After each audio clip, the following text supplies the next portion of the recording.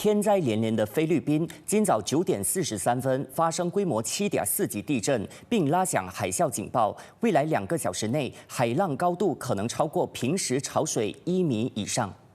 这次的地震震中央位于棉兰兰岛马奈海外海大约20公里处，震源深度为58公里。菲律宾火山及地震研究所马上警告各方，可能出现具破坏性的海啸，浪高足以威胁性命，沿岸居民受促立即撤离岛高地或内陆地区。这次地震发生前11天，菲律宾曾经发生一场规模6.9级地震，当时造成宿务74个人死亡，摧毁超过7万间房屋。